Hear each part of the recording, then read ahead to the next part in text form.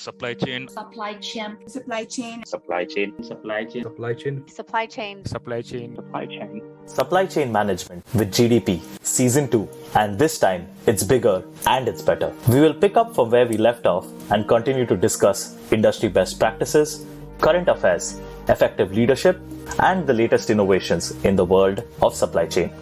The podcast is aimed at explaining the concepts of supply chain in the leanest way possible, one of the most efficient shows where you will listen to me covering through various important topics across the supply chain domain. I'm your host, Gagandeep Prabhu, currently working at Ernst & Young in their supply chain and operations consulting practice. So let's just jump right into it then.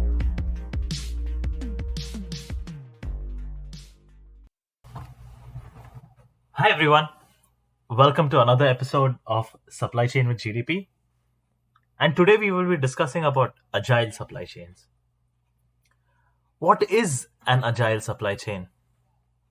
An agile supply chain basically refers to the use of responsiveness, competency, flexibility, and a lot of quickness to manage how well a supply chain entity operates on a daily basis.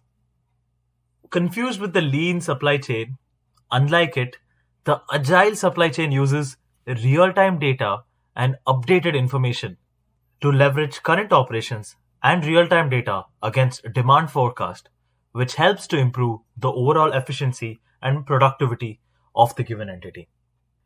Another key benefit of agility in supply chain is focusing on avoiding potential shortages, eliminating excessively stocked inventory.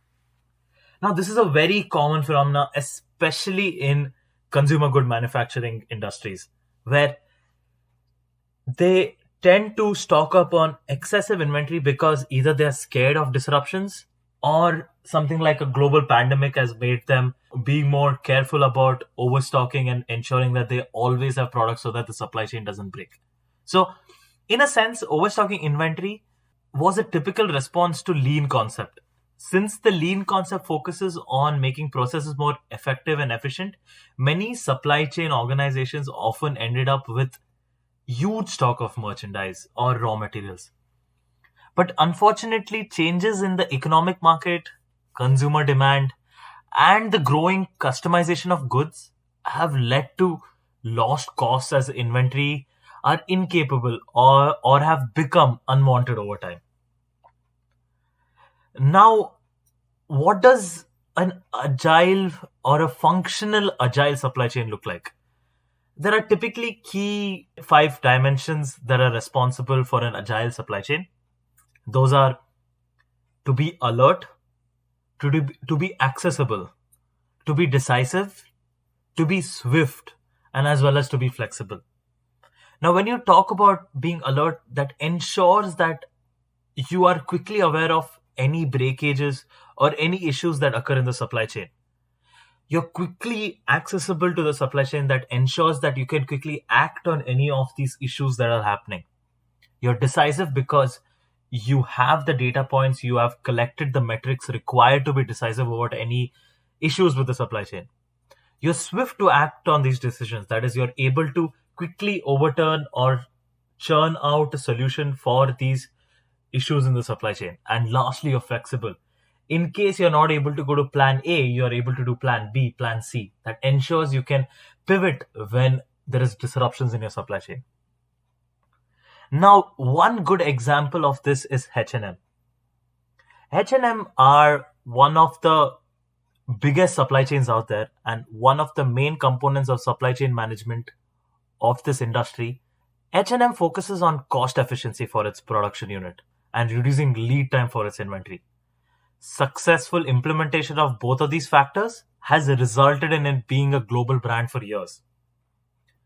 Major brands and retailers across the US and the Europe are looking to bring manufacturing closer to home.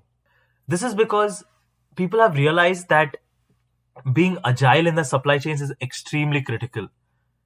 So one good example of this is many brands and retailers across the US and Europe are looking to bring manufacturing closer to home amid the ongoing global supply chain crisis due to the 2020 COVID-19 pandemic.